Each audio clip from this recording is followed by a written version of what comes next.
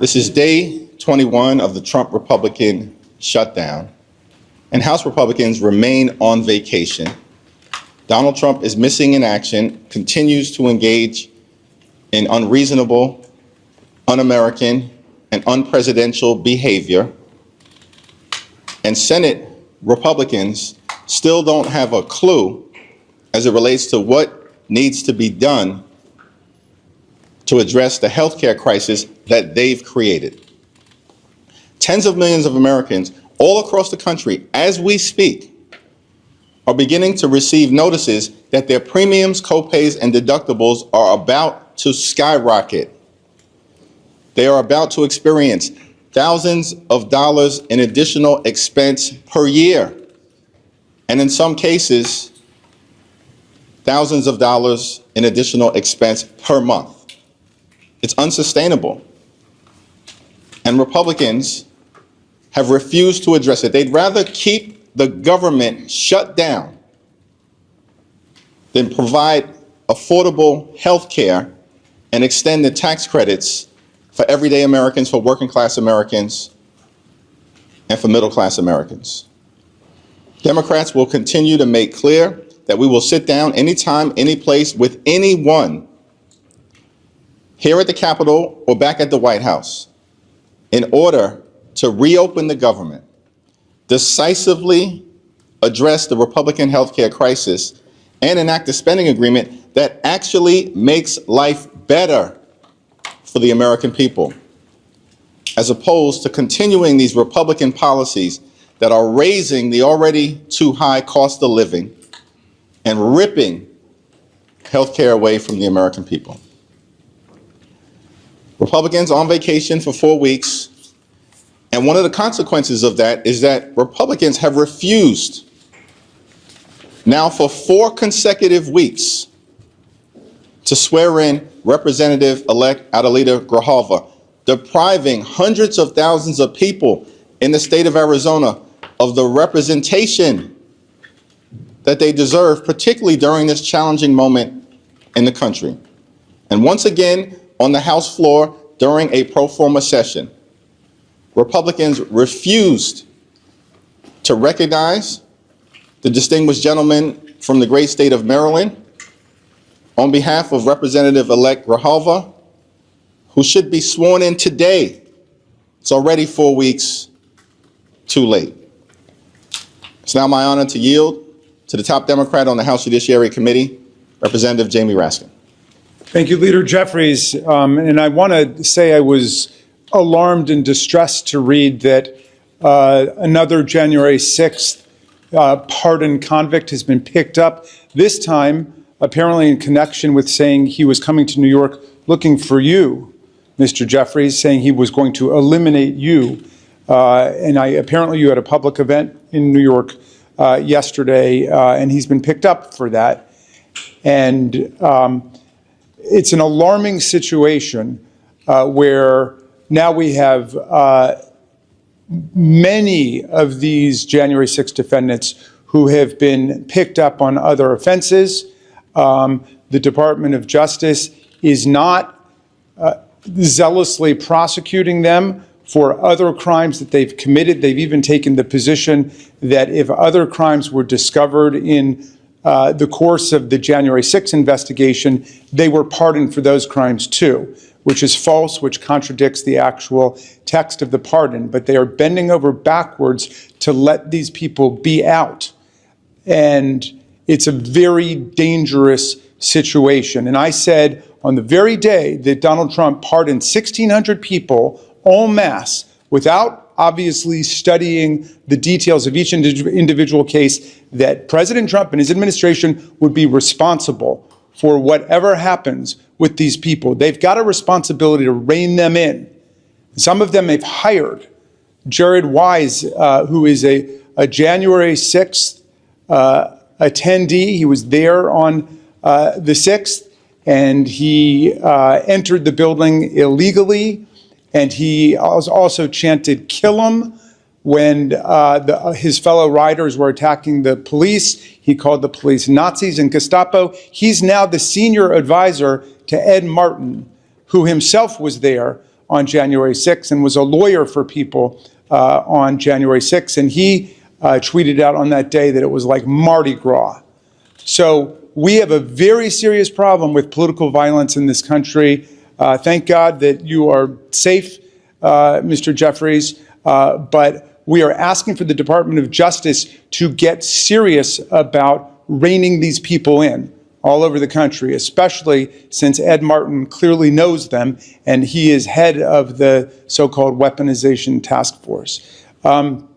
It was my honor and it was my pleasure to be accompanied today by our new colleague, Congresswoman-elect Adelita Grijalva from the great state of Arizona. She accompanied me to the floor. I tried to get recognition. There was no other business today. I was standing directly opposite the acting speaker for the day, Mr. Herodopoulos. The moment the Pledge of Allegiance was over, I asked for recognition because I wanted to move a unanimous consent motion that the Speaker of the House be directed to move on the next legislative day, tomorrow, to swear in Ms. Grijalva, and yet he turned away, he pretended he didn't notice me, and he scurried out of the room, which to me is disgraceful. We need to act on this. Ms. Grijalva's hundreds of thousands of constituents deserve to be represented in Congress. And even during these pro forma sessions, all of us who are members of Congress, including Congresswoman-elect Grijalva, can introduce legislation.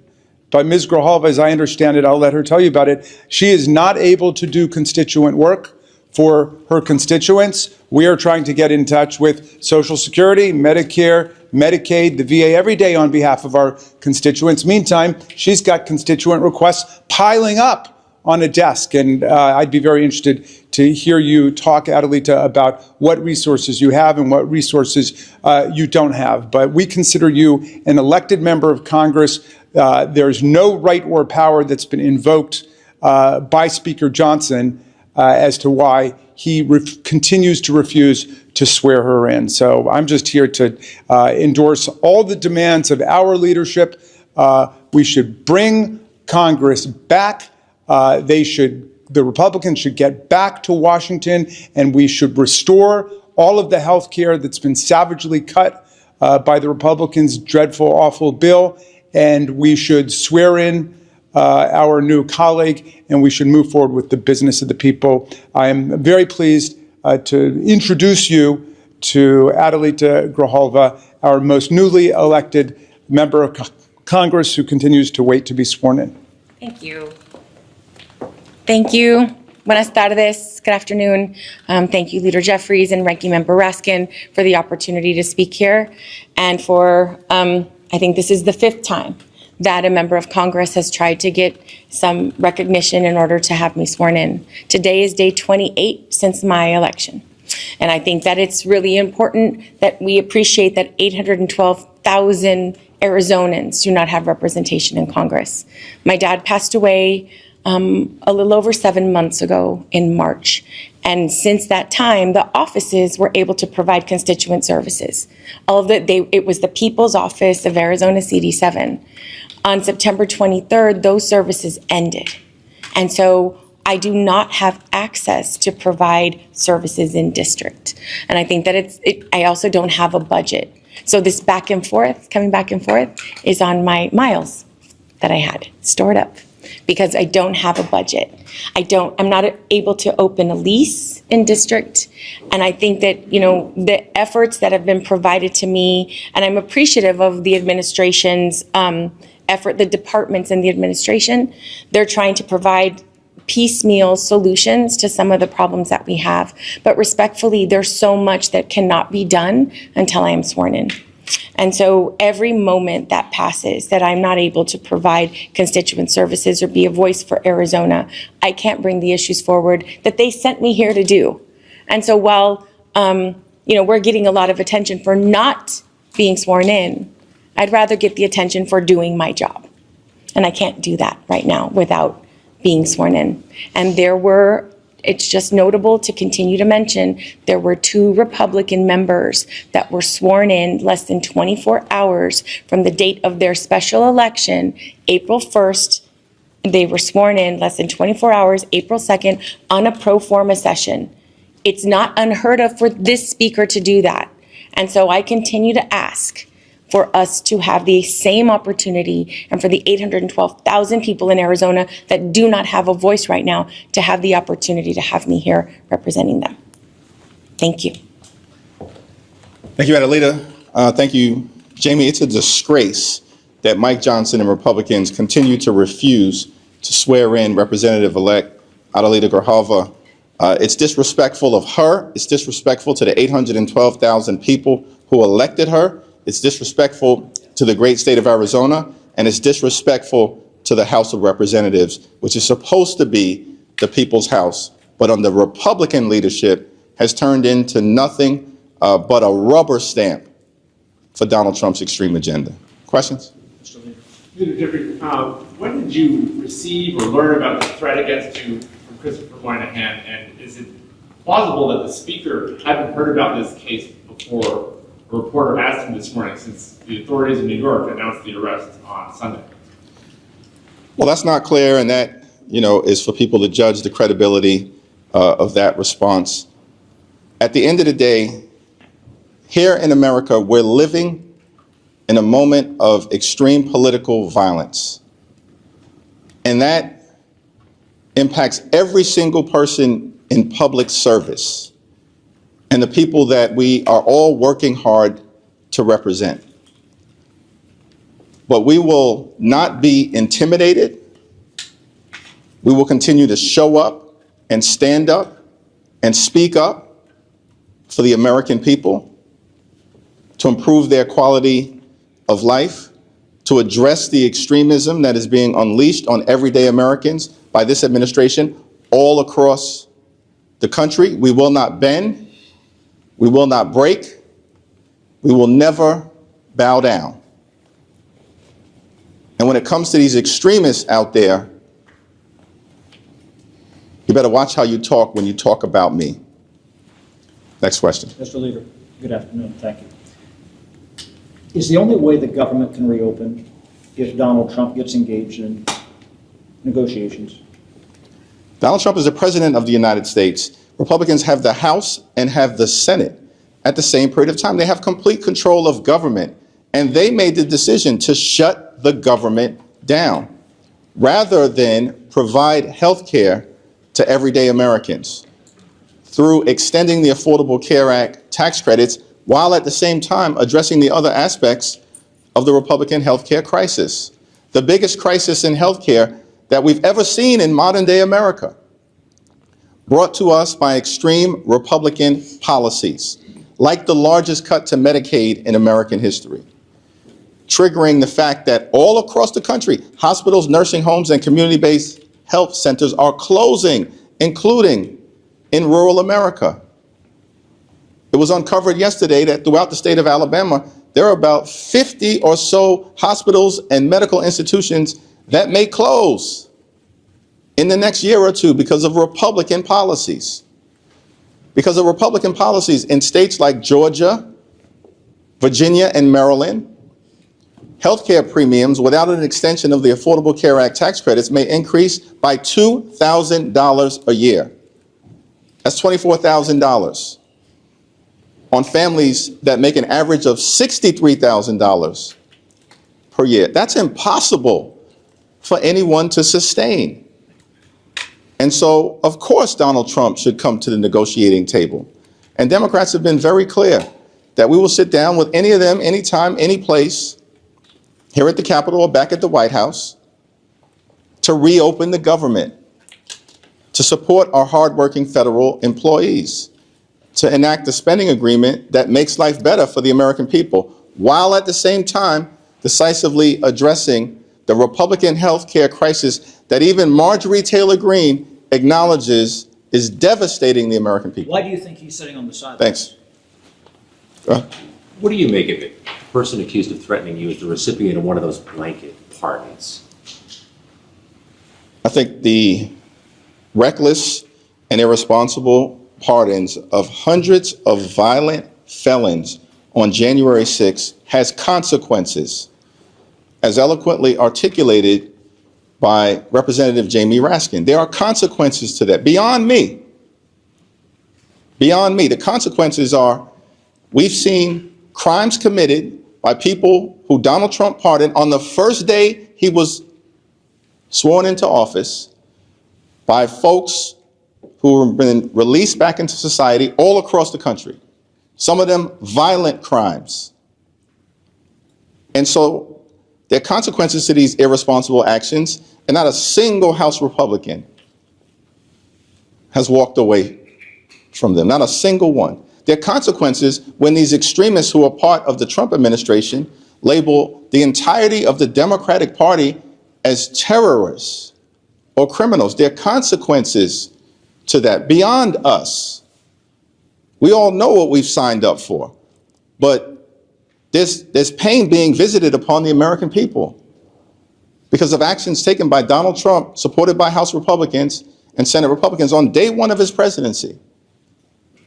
And I'm going to yield to my two colleagues, but by the way, what Donald Trump promised to do on day one of his presidency was lower costs for everyday Americans. That was the promise. He lied to the American people all of last year. Did he ever say I was going to pardon hundreds of violent felons who brutally beat police officers at this Capitol on January 6th? Did he ever say that? Was that the promise that Donald Trump and the Republicans made to the country? No. They failed to lower costs, have done nothing. Life is more expensive for everyday Americans. Electricity costs up. Grocery costs up. Housing costs up. Now they want to jack up healthcare premiums on working class Americans. But they have time to pardon hundreds of violent felons, release them back into society, threatening the public safety of everyday Americans, and then can't spend a moment trying to make life more affordable, make healthcare more affordable for the American people. Can I add Jamie? one thing to this? Thank you for that question. Up until Donald Trump, the pardon process was governed by Department of Justice rules, by statute, and of course by the Constitution. And there was a very set pattern, which is each pardon application was considered on its own. It was analyzed what exactly that person had done, what they were convicted of. And up until Donald Trump, nobody had ever been pardoned who had not paid back in restitution their victims of a crime, or paid back fines to the government. In other words, you had to make yourself completely whole, then you had to demonstrate that you were rehabilitated, that you accepted the reality of your offense. Now, contrast that with what happened with Trump. He gets in on his first day in office without any reports from the pardon attorney about any of these people, any recommendations saying that they have paid off their restitution, they've paid their fines, they've made peace with their victims and so on. They've apologized to the police. No, none of that had happened. Instead, they issued a blanket pardon for everybody who had stormed the Capitol and participated in the shocking and atrocious events of January 6th. So what do you have in that mix? You have people who have been convicted before for domestic violence, for assault, for armed robbery, you name it, drug dealing, gun dealing, all of that's in there. And what do you know? After this mass pardon happens, people start getting picked up again. There's a guy down in Richmond who was burglarizing all of the houses in his neighborhood.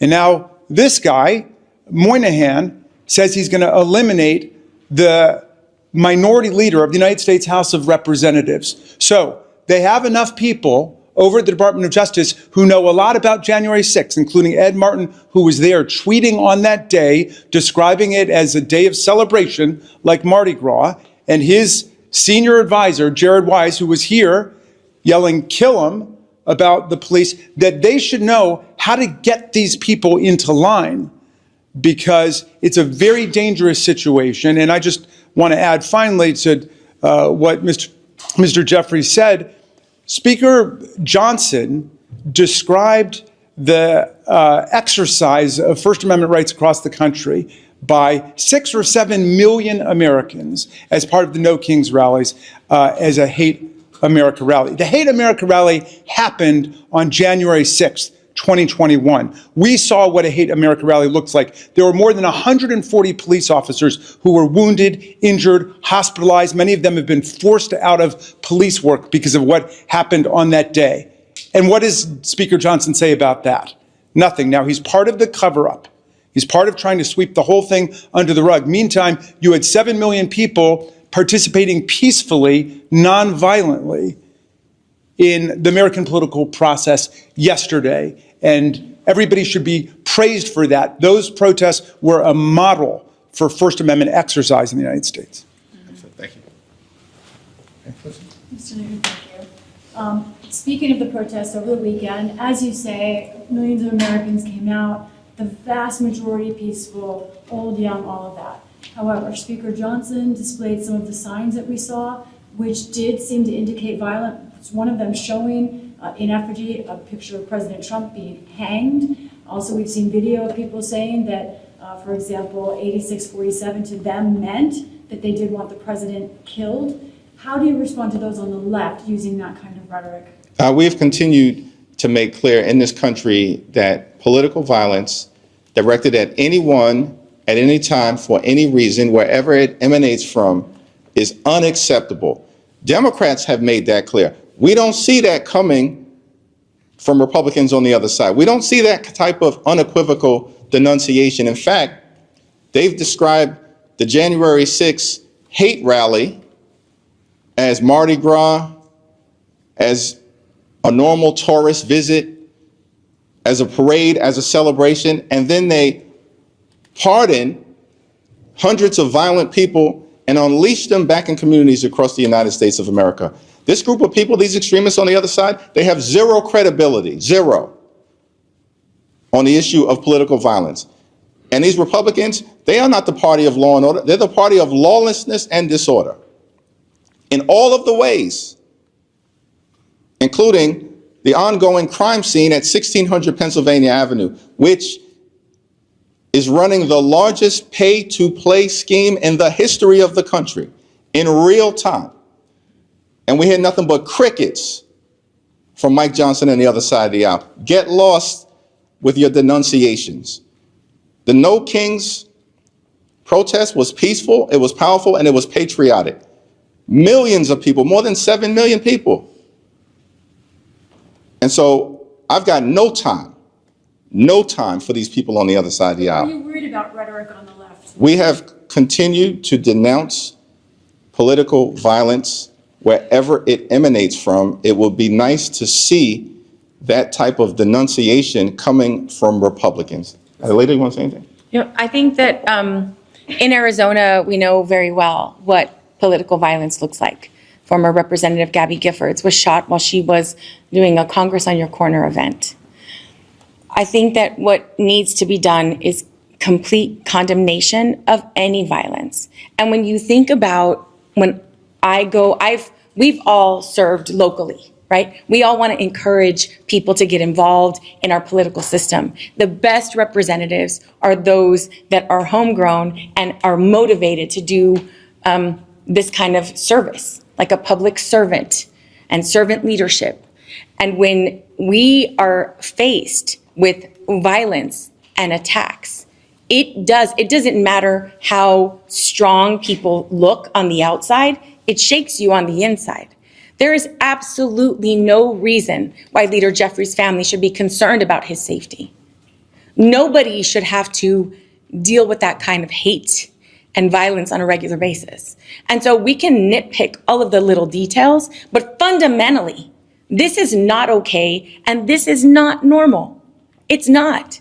And when you have a president who is giving away $40 billion of our tax money to a foreign entity and not taking care of what's going on at home, but also, by the way, enriching themselves, I think that that's a conversation we should be having.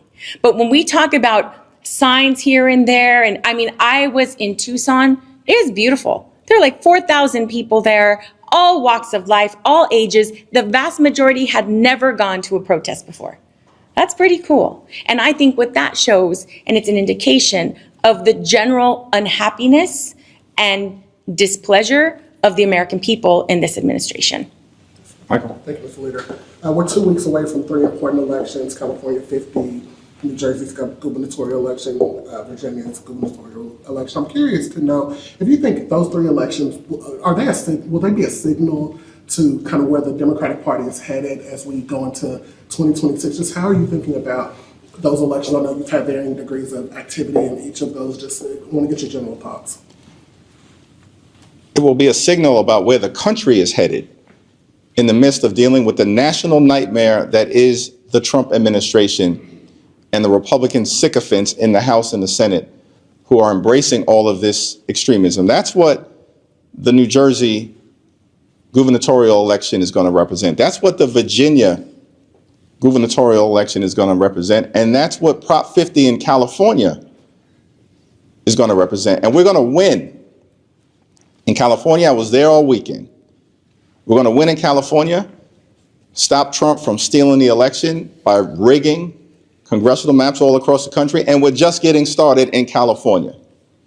Remember I said this, just getting started in California. And we're going to win in Virginia, and we're going to win in New Jersey, because the American people are fed up that Republicans would rather spend time on vacation on the golf course, give $40 billion to a foreign entity, and can't find resources to extend the Affordable Care Act tax credits days away from November 1st and the open enrollment period. That's who these people are right now. And that's why Democrats are fighting hard across the country, every day, every week, every month, this year, next year, until we get to the midterm elections and can begin to end the national nightmare that Republicans are visiting on the American people. Congresswoman-elect, can I ask if you've heard from the Arizona Attorney General about her lawsuit against Speaker Johnson? I believe that a lawsuit is being filed today. I don't have any other details, but I believe it's happening very soon. I want to ask about your conversation with Speaker Johnson over the weekend. Did you discuss any changes to the CR or any way to extend the ACA? It's a private conversation that will remain private. Given the rise of political violence and especially this latest threat against you, should members have increased security? And if so, what is the legislative path forward? Could there be a vote on a standalone bill? Because I know there was some language in the CR. Well, Representative-elect Adelita Grijalva said it in such a powerfully eloquent way.